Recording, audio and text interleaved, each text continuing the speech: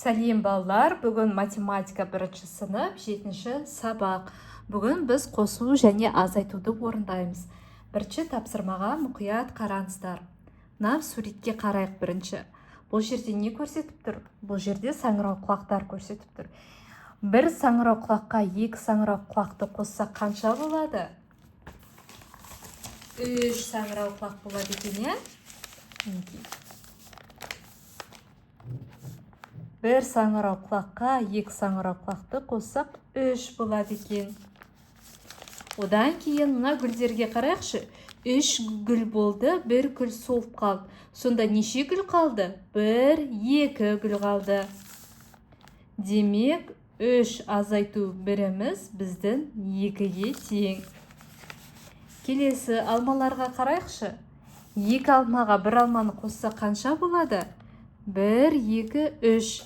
3 алма болады. Яғни 2 алмаға 1 алманы қоссақ 3 алма болады. Одан кейін бананға қарайық. Бізде 3 банан болды, оның 2 банан жеп қойдық. Сонда бізде неше банан қалады? Мінекей мына екеуін біз жеп қоямыз. Неше банан қалады? 1 банан қалады. Демек, 3 азайту 1 бізде 2-ге тең. Түсіндік қой, келесі. Балалардың қалай есептеген айт дейді. Мына жерге қарайық. Бұл жерде 1 қосу 2 көрсетіп тұр. Мына бізде 2 деген санның құрамы қандай? 2 деген санның құрамы 1 және 1-ден тұрады.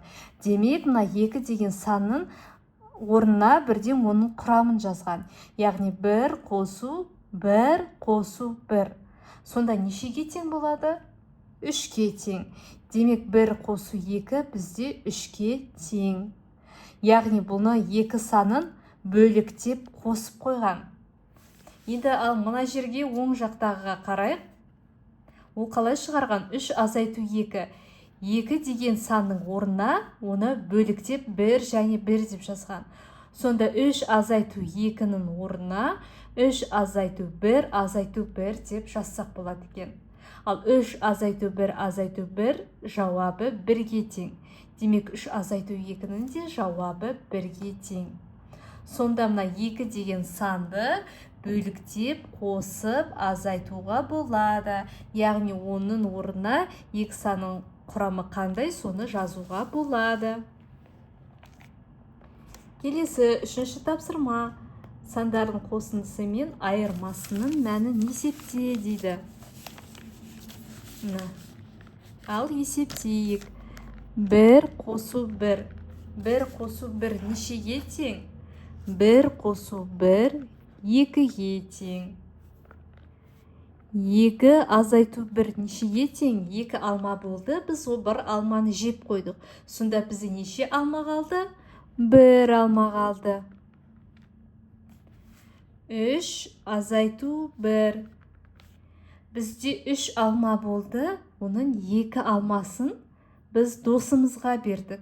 1 алмасын 3 алма болды. Оны 1 алманы сен досыңа берсең, сенде қанша алма қалады? Сенде 2 алма қалады. Мінекей. Сонда 3 азайту 1 бізде 2-ге тең. Келесі 4-ші тапсырма. Мінекей қарайық. Суретке қара, неше жеңіл мәшине, неше автобус, неше шырша бар. Цифрлар мен таңбалардың көмегімен жаз. Енді алдымен біз жеңіл мәшинеге қарайық. Жеңіл мәшине нешеу? Мына жақта 2, мына жерде 1 көрсетіп тұр. Енді цифрлардың таңбалардың көмегімен жазатын болсақ, мына жерде 2, мына жерде 1. Демек, 2 қосу 1 деп жазамыз. Сонда қанша шығады 2 қосу 1? 3-ге тең. Демек, суретте 3 жеңіл машина бар. Енді автобусқа қарайықшы. Қанша автобус бар? Мына жерде 1 автобус бар, және мына жерде 1 автобус бар. Оны 1 қосу 1 деп жазамыз. 1 автобусқа 1 автобусты қосса қанша автобус шығады? 2 автобус шығады. Келесі шыршаны қарайық. Шырша нешеу бізде? Шырша, мінеке, мына жерде 2 тұр, және мына жерде 1 тұр. Сонда шыршаны табу үшін 2 қосу 1 деп жазамыз. 2-ке 1-ді қоссақ қанша? 2-ке 1-ді қоссақ 3 болады екен. Мінекей 4-ші тапсырманы осылай орындаймыз. Келесі 5-ші тапсырма. Суреттер мен жазуларды салыстыр. Суретке қарайықшы. Мен суретте не көріп тұрмыз? 2 ұлдың қасында бір қыз тұр. Демек 2 қосу 1 тең 3-ке. Ал оң жақта керісінше бір қыздың қасында 2 ұл тұр. 1 қосу 2 тең 3-ке. Қараңыздар, мына жақта 2 ұлдың қасына бір қыз қоссақ та 3, мына жақта бір қыздың қасына 2 ұл қоссақ та 3. Демек, қосылғыштардың орнын ауыстырғанмен қосындының мәні өзгермейді.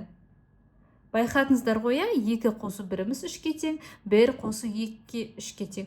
Орындарын ауыстырғанмен оның мәні өзгерген жоқ, мәні 3-ке тең болып қалды. Бүгінгі сабақ аяқталды. Каналға тіркеліп, видеоға лайк басуды ұмытпаңыздар.